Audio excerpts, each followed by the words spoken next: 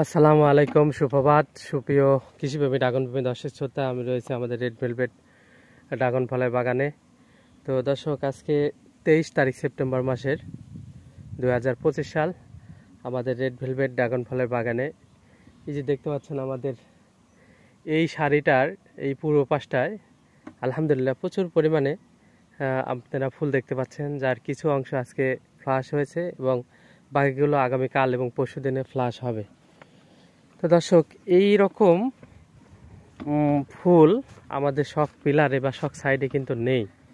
তবে যদি এই সময় এরকম ফুল থাকতো তাহলে কিন্তু ব্যাপক একটা ফলন হইতো এবং বাজারে খুব ভালো পরিমাণে দামও বা ডিমান্ডও কিন্তু পাওয়া যেত। দর্শক দেখুন কি পরিমাণে আমাদের এই পূর্ব সাইডটায় সবসময় সূর্যের আলোটা অনেক ভালো পরিমাণে পাওয়া যায়।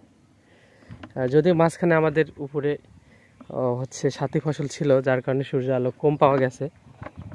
তো এগুলো একটু পরিষ্কার করে দেওয়ার পরে আবার দেখা যাচ্ছে মাশাআল্লাহ প্রচুর পরিমাণে ফুল আসছে এবং নতুন ফুলও কিছু আসছে। তো এইটার যেভাবে আসছে এর 0.5% যদি ভিতরে থাকতো তাহলে কিন্তু বাগান জুড়ে মানে একদম সিজনের শেষে প্রচুর পরিমাণে ফল পাওয়া যেত, যেটা আমাদের বাণিজ্যিকভাবে কিন্তু অত্যন্ত একটা আশাব্যঞ্জক অবস্থা হতো। তো কিন্তু ভিতরে কিন্তু সেভাবে নেই। ভিতরে আছে, ভিতরে নতুন যে ফুল এইটা আছে একরকম, এটা আছে মোটামুটি। এই ফুলগুলো বড় হলে মোটামুটি একটা ধরনের হবে।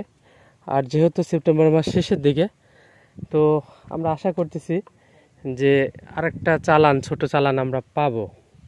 তো সেটার জন্য আমার ধারণা যদি বৃষ্টি হয় তাহলে মোটামুটি সেটা পাওয়ার সম্ভাবনাটা মোটামুটি আছে। তো দেখা যাক, আল্লাহ ভরসা, দোয়া করবেন আর আপনারা যত্ন করেন। ড্রাগন চাষ যে অবস্থায় যাক, এটা আমাদের অর্থনীতির জন্য, আমাদের পুষ্টি চাহিদার জন্য এবং 12 মাসি ফলের সরবরাহ অব্যাহত রাখার জন্য আমাদের ড্রাগন চাষটাকে অব্যাহত রাখতে হবে। আর লাভ লস এটা হবেই। কৃষি ব্যবসা এগুলো কখনো প্রচুর লাভ হয়, ভালো অবস্থা হয়, আবার অনেক সময় লসও যায়।